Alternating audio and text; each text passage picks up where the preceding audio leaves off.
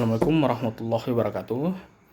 Nama saya Sahrul Sahbani, jurusan Syariah dan Ekonomi Bisnis Islam, Prodi Hukum Ekonomi Syariah, akan menjelaskan materi terkait ketentuan perlindungan hak asasi manusia pada Undang-Undang Nomor 14 Tahun 2008 tentang keterbukaan informasi publik dan Undang-Undang Nomor 16 Tahun 2011 tentang bantuan hukum. Jadi, kedua undang-undang ini adalah perisai pelindung hak asasi manusia.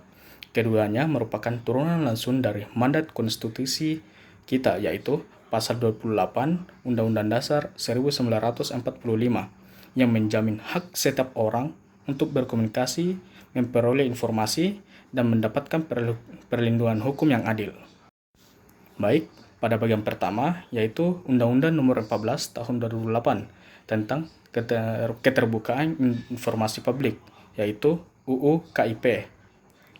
Dalam studi HAM, ada konsep yang disebut dengan right to know atau hak kita untuk tahu.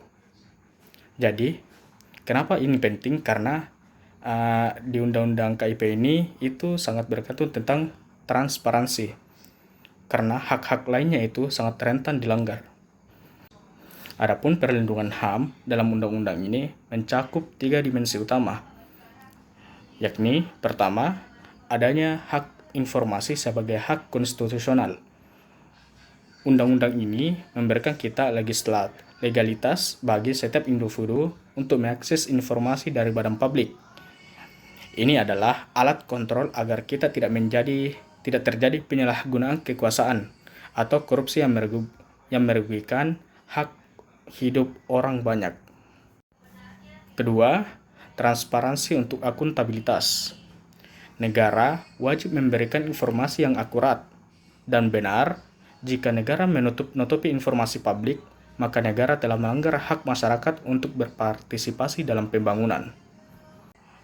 Dan yang ketiga itu adanya perlindungan hak privasi. Undang-Undang KIP juga melindungi hak dari sisi lain, yaitu hak untuk privasi. Karena undang-undang ini secara tegas melarang pembukaan data pribadi seperti riwayat kesehatan, kondisi keuangan, dan rahasia pribadi lainnya. Jadi, undang-undang ini menjaga keseimbangan, yaitu informasi publik dibuka untuk selebar-lebarnya, namun untuk informasi pribadi itu dijaga seketat-ketatnya.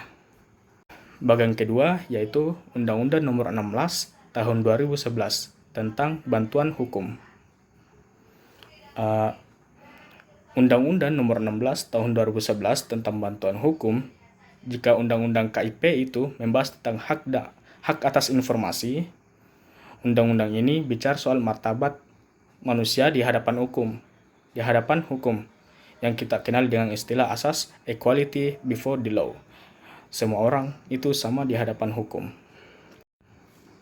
Perlindungan HAM yang diberikan dalam undang-undang ini yaitu pertama, adanya akses terhadap keadilan atau asas access to justice. Karena dalam masalah terbesar dalam penegakan HAM yaitu adalah ketika warga miskin itu tidak dapat membela dirinya karena faktor ekonomi. Jadi, undang-undang ini hadir untuk memastikan bahwa kemiskinan itu tidak boleh menghalangi seseorang untuk mendapatkan keadilan. Terus, yang kedua itu negara sebagai penjamin.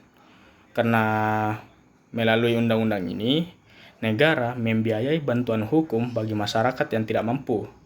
Ini mencakup masalah pidana, baik itu perdata, pidana, dan tata usaha negara. Karena ini bukan sekedar sumbangan, tetapi kewajibannya negara untuk melindungi hak konstitusionalnya ini warga negaranya. Terus yang ketiga itu pendampingan yang layak. Undang-undang ini tidak hanya memberikan pengacara, tetapi juga mengatur bagaimana standar layanan melalui lembaga bantuan hukum atau LBH yang sudah terverifikasi. Karena tujuannya agar ini warga miskin mendapatkan pembelaan yang setara dengan mereka yang mampu membayar secara mahal, membayar pengacara yang mahal.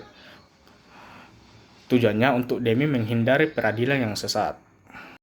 Jadi, kesimpulan yang dapat kita ambil dari keduanya yaitu Undang-Undang KIP atau Keterbukaan Informasi Publik memberikan kita mata untuk mengawasi jalannya pemerintahan, agar tidak ada hak yang tercederai oleh kerahasiaan. Sedangkan kalau undang-undang bantuan hukum itu memberikan kita tangan atau membela diri kita ketika hak kita itu dilanggar di depan hukum. Karena tanpa keterbukaan informasi, bantuan hukum akan kehilangan arah karena data yang gelap. Sebaliknya begitu pun, tanpa bantuan hukum, informasi yang terbuka tidak dapat menjadi pengetahuan tanpa kekuatan yang menuntut keadilan. Jadi, kedua undang-undang ini memastikan bahwa di Indonesia, hak asasi manusia itu tidak hanya tertulis di atas kertas, tetapi juga dapat diperjuangkan di lapangan. Jadi, itulah pembahasan dari saya, baik itu Undang-Undang Nomor tentang Keterbukaan Informasi Publik dan juga Undang-Undang tentang Bantuan Hukum. Lebih dan kurangnya mohon dimaafkan. Wabillahi taufiq wal hidayah. Wassalamualaikum warahmatullahi wabarakatuh.